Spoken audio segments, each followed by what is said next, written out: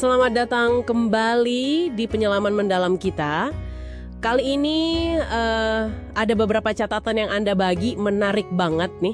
Rasanya kayak campuran notulen rapat rahasia sama log investigasi pribadi gitu ya. Ada soal metode berakting buat kemampuan baru, terus penemuan sejarah dewa-dewa yang hilang sama misteri kunci antik. Misi kita hari ini coba bongkar wawasan terpenting dari semua ini buat Anda. Iya, catatan-catatan ini memang menjanjikan banyak lapisan tersembunyi. Kita bakal lihat gimana para karakter di dalamnya berhadapan sama kekuatan supernatural, sejarah yang terkubur, dan bahaya yang, nggak kelihatan. Mari kita mulai dari konsep yang cukup fundamental di sini, metode berakting. Oke, metode berakting. Kedengarannya kayak sesuatu dari dunia teater ya, tapi ini kontesnya kekuatan supranatural gitu.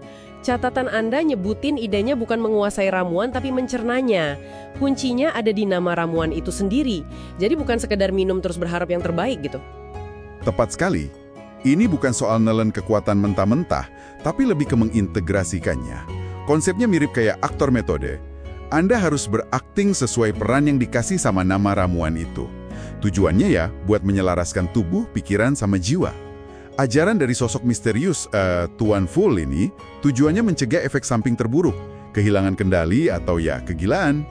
Wah, berarti ini semacam mekanisme pertahanan diri psikologis gitu ya. Misalnya kalau ramuannya namanya apprentice atau murid, berarti harus benar-benar bertindak kayak murid, fokus belajar, rendah hati, biar bisa nyerna kekuatannya dengan aman. Bener nggak? Persis, fokusnya pada menjadi peran itu.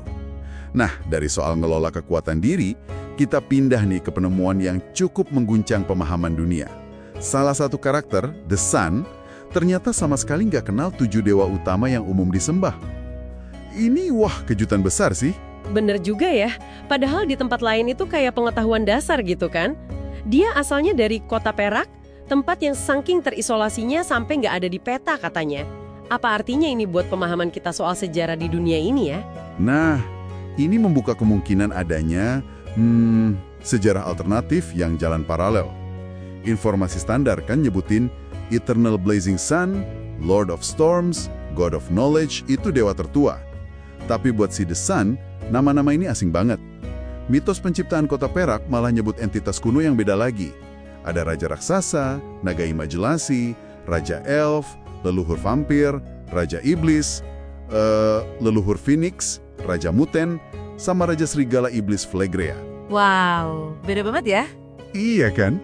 Kayak nemu catatan sejarah peradaban yang keputus total.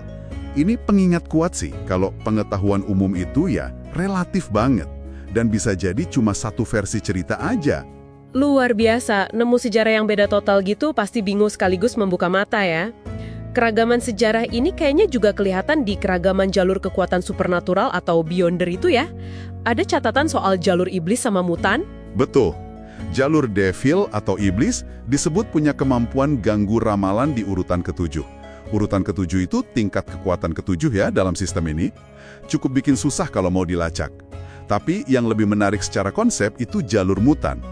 Di luar kota Perak, ini sering dianggap kutukan doang. Tapi di sana, ini jalur Beyonder itu sebutan buat pengguna kekuatan supernatural di dunia ini tersendiri, lahir dari efek samping jalur lain. Urutan 9-nya, tingkat paling awal, disebut prisoner atau tawanan. Prisoner, menarik nih. Maksudnya kayak kegilaan yang dikekang atau semacam perjuangan internal gitu. Kayak balik ke tema awal kita soal kontrol dan metode berakting tadi ya.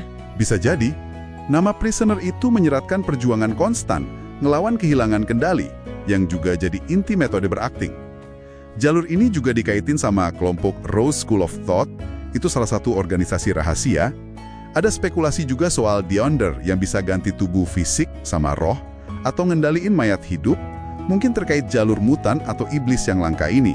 Nah, dari jalur kekuatan, kita geser ke objek spesifik, Master Key. Ah iya, kunci kuningan misterius itu. Bisa buka pintu apa aja, kedengarannya keren banget. Tapi katanya ada kutukan, pemiliknya sering kesasar terus ketangkap. Gimana ceritanya tuh? Investigasi ngungkap kisah tragis di baliknya. Kunci ini bukan artefak biasa. Dia terbentuk dari sisa-sisa anggota keluarga Abraham yang gagal pas coba naik ke urutan 9 tingkat apprentice itu. Jadi kayak kegagalan yang mengkristal jadi objek gitu. Kunci itu terus dicuri dari rumah di Verde Street nomor 32, lalu jatuh ke tangan vampir namanya Emlyn White. Dan ironisnya, si Emlyn ini ketangkep justru karena kesasar ke gereja pas bawa kunci ini. Wah, jadi kuncinya semacam artefak dari kegagalan dan bawa sial gitu ya. Serem juga, dan alamat Verde Street 32 jadi petunjuk penting selanjutnya. Menarik nih gimana karakter utama nggak langsung gresek-grusuk ke sana. Betul, dan sikap hati-hati ini yang menggarisbawahi prinsip penting dari catatan Anda. Jangan pernah bertindak tanpa persiapan. Nyelidikin tempat misterius, apalagi yang terkait kegagalan Beyonder, tanpa info dan rencana matang, itu ya cari masalah namanya. Kehati-hatian jadi kunci bertahan hidup di dunia ini kayaknya. Jadi dari catatan-catatan ini kita narik benang merah ya tentang dunia yang kompleks. Ada metode psikologis buat ngelola kekuatan berbahaya, sejarah tersembunyi yang nantang narasi utama, artefak dengan asal-usul tragis dan kutukan, plus pentingnya persiapan matang pas ngadepin misteri. Tepat. Yang paling nonjol itu gimana kepingan informasi dari sumber terisolir kayak Kota Perak, terus masa lalu sama jalur Beyonder yang beda-beda itu mulai nyambung. Tapi justru malah buka lebih banyak pertanyaan lagi kan? Ini bawa kita ke pemikiran penutup buat Anda renungkan. Kalau sejarah yang kita tahu itu cuma satu versi, gimana kalau kita nemu versi lain yang radikal beda, kayak penduduk Kota Perak itu? Sejarah mana yang benar? Atau mungkin ya, semua versi punya kebenaran sendiri-sendiri dalam konteksnya masing-masing. Gimana menurut Anda?